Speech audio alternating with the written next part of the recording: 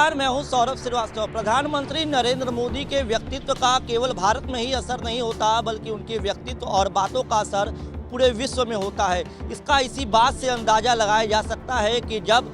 रूस और यूक्रेन के बीच वॉर चल रहा है, हम आपको बता दें लगातार ये संघर्ष जारी है। इसी बीच एक रिपोर्ट सामने आई है और इस रिपोर्ट में ये दावा किया गया है कि साल 2022 के अंत में रूस यूक्रेन को ख़त्म करने के लिए परमाणु हमले की योजना बना रहा था। और इस योजना की जानकारी जैसे ही अमेरिका के अधिकारियों ने भारत को दी और प्रधानमंत्री नरेंद्र मोदी से संपर्क साधा, तो परमाणु हमले को रोकने में प्रधानमंत्री नरेंद्र मोदी ने एक अहम भूमिका निभाई। हम आपको बता दें कि अमेरिका के दो बड़े अधिकारियों के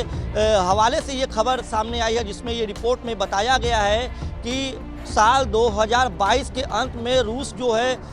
यूक्रेन की सेना को ख़त्म करने के लिए और यूक्रेन को ख़त्म करने के लिए परमाणु हमले की योजना बना रहा था। तभी अमेरिका ने भारत से मदद मांगी और इसके बाद भारत और कुछ अन्य देश के नेताओं ने रूस के राष्ट्रपति से बातचीत की और इस पूरे हमले को रोकने में एक बड़ी भूमिका निभाते हुए दिखाई दिए। तो हम आपको बता दें, रिपोर्ट में ये बताया गया है कि अमेरिका के राष्ट्रपति जो बाइडन प्रशासन परेशान थे कि रूस यूक्रेन को ख़त्म करने के लिए परमाणु हथियार का इस्तेमाल कर सकता है। इसको लेकर भारत से अमेरिका ने संपर्क साधा और प्रधानमंत्री नरेंद्र मोदी और विश्व के कुछ अन्य नेताओं ने इस पूरे मामले में आगे आते हुए रूस से बात की और इस रूस ने इसके बाद जो है परमाणु हमले का जो एक फैसला था, जो फरवरी के इसमें संघर्ष शुरू हुआ था और 2022 के अंत में परमाणु हमला करने की पूरी योजना जो है वो रूस की तरफ से तैयार कर ली गई थी और उस योजना को रूस ने वहीं छोड़ दिया और परमाणु हमले का फैसला रूस ने बदल दिया। हम आपको बता दें, रिपोर्ट में आगे ये भी कहा गया है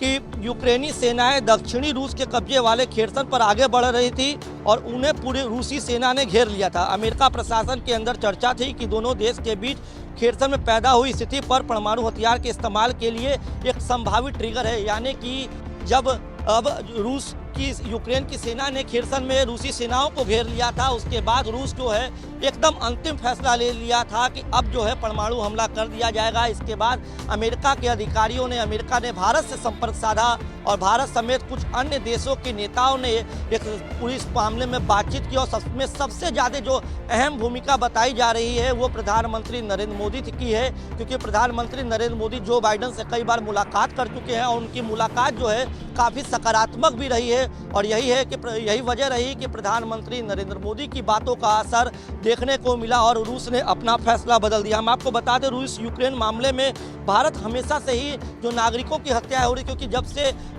फरवरी 2022 से रूस और यूक्रेन का जो है वॉर वो लगातार जारी है। 2 साल से भी लंबा वक्त बीत चुका है। दोनों सेना के जवानों के साथ साथ वहाँ के नागरिकों की भी लगातार इस पूरे मामले में जाने जा रही है। इसको लेकर भारत हमेशा से ही निंदा करता रहा है और शांति का आह्वान भी किया। प्रधानमंत्री नरेंद्र मोदी ने उज्बेकिस्तान में एससीओ यानी कि शिखर सम्मेलन के मौके पर भी पुतिन से कहा था कि ये युद्ध का युग नहीं है, बातचीत होनी चाहिए और बातचीत से पूरी समस्याओं का समाधान होना चाहिए। रूस यूक्रेन के बीच जो समस्याएं हैं जिसके चलते ये पूरा स्थिति वॉर की चल रही है और 2 साल से भी लंबा वक्त हो चुका है। दोनों देशों को काफ़ी नुकसान का सामना करना पड़ा है और ख़ास तौर से अगर यूक्रेन की बात करें तो यूक्रेन को इस वॉर में सबसे ज़्यादा नुकसान का सामना करना पड़ा। हम आपको बता दें, रूस और यूक्रेन के बीच जंग 24 फरवरी 2022 में शुरू हुई थी, जो अब तक जारी है। इस पूरे वॉर में न रूस की सेना पीछे हटने को तैयार है, न यूक्रेन की सेना जो है वो पीछे हटने को तैयार है। यही वजह है कि बातचीत की जो स्थिति है वो नहीं बन पा रही है। विश्व के कई बड़े देश इन दोनों देशों के युद्ध विराम की कोशिश की है, लेकिन बातचीत नहीं हो पा रही है, जिसके चलते अभी तक संघर्ष जो है हम जारी है। हम आपको बता दें कि ये पूरा जो विवाद है वो रूस और यूक्रेन का वो लगभग कई सालों पुराना है। नवंबर 2013 की ये घटना है जब यूक्रेन के तत्कालीन राष्ट्रपति विक्टर यानुकोचिव को कीव में विरोध प्रदर्शन का सामना करना पड़ा था। यानुकोचिव को रूस का समर्थन हासिल था और यही वजह थी कि जो रूस के तत्कालीन राष्ट्रपति थे वो यूक्रेन के जो तत्कालीन राष्ट्रपति थे वो चले गए, रूस में जाके शरण ले लिए। उसके बाद से लगातार जो है ऐसी स्थिति बनी रही, तनाव की स्थिति बनी रही और फरवरी 2022 में दोनों देशों के बीच जो है वो संघर्ष जारी हो गया, अब लगातार जारी है। हालांकि हम बात कर रहे हैं प्रधानमंत्री नरेंद्र मोदी की, क्योंकि प्रधानमंत्री नरेंद्र मोदी की जो साख है पूरे विश्व में है और उनकी बातों को